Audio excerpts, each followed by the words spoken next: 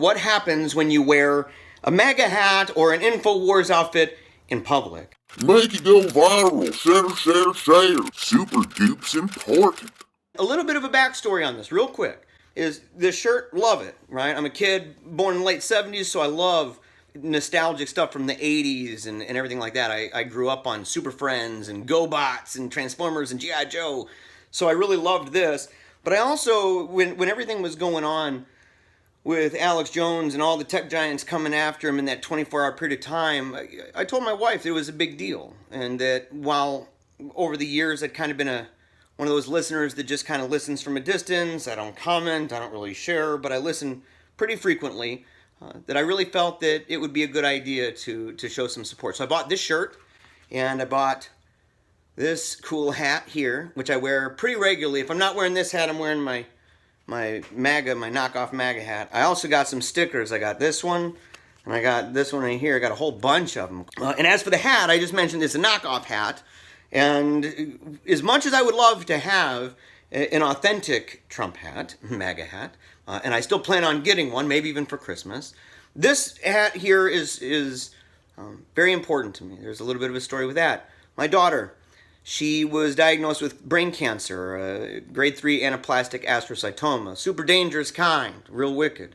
And she died from it 2 years ago. She had it for about a year and a half, okay?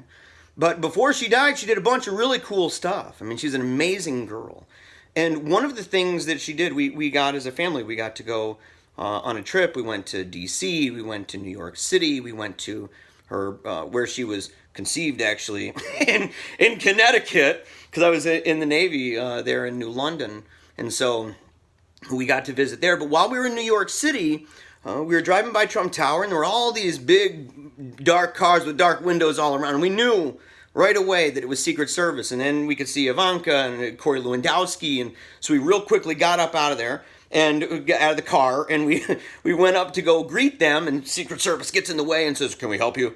And they're real serious, pretty daunting people.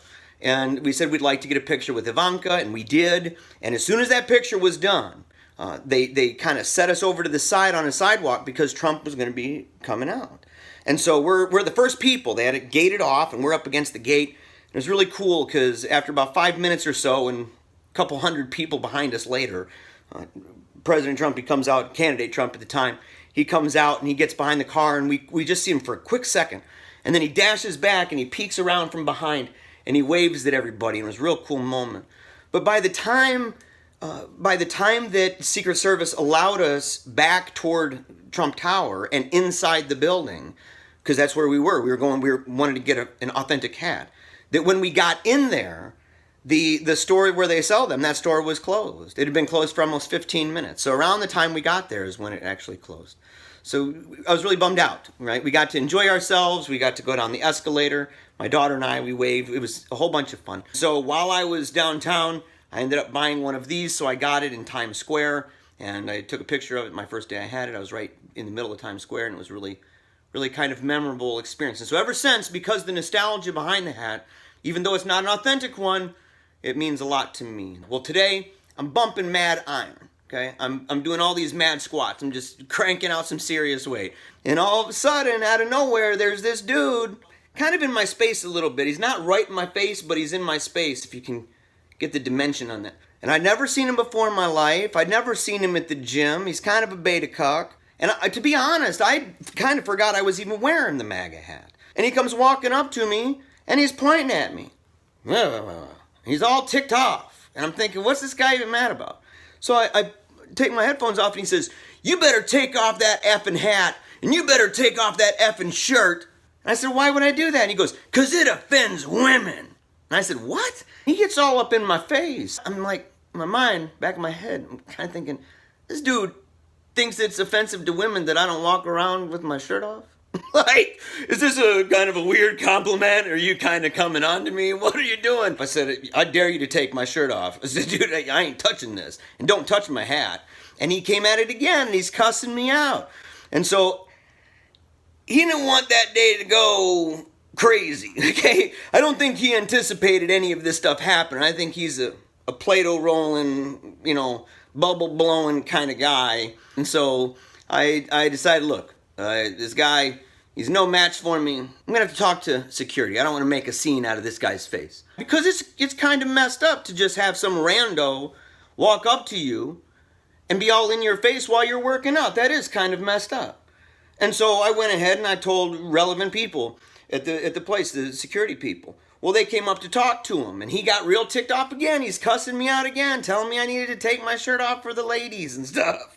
And he's sitting there, and he's mad, and he said, the Y Center is a Christian place that believes in diversity and stuff like that. And the guy working said the most obvious response. He said, yes, and that includes diversity for people who support President Trump.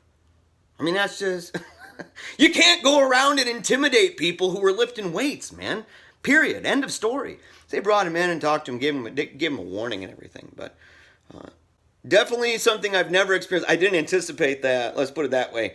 Part of me kind of wishes I would have been able to pull out my phone and record the guy and, kind of talk some smack to him and so. But there's a bigger part of me that says, I've done work in journalism. I've done work in radio. I've done very public things in my life. And working out and doing my routine, that's actually kind of one of my more private times. That's when I put in the headphones, get away from the craziness of the world that we're living in right now and just give it my best and just to try to get myself into shape, even to honor wishes that my daughter had about my health and my fitness and my cessation from smoking and other things. That this is a real personal matter for me. And so I decided against it. So while I wish I had a video to provide to you that could show some of the crazy stuff that happened there at the gym, I hope that this video here suffices. Love this video? What a coincidence! I do too! Now head on over to Paleocratdiaries.com for more videos, blogs, book and movie reviews, even Team Tiny Dancer stuff. And don't forget to check out our new members and services pages. It's how I pay for my kids to attend Catholic school. Until next time, memento mori.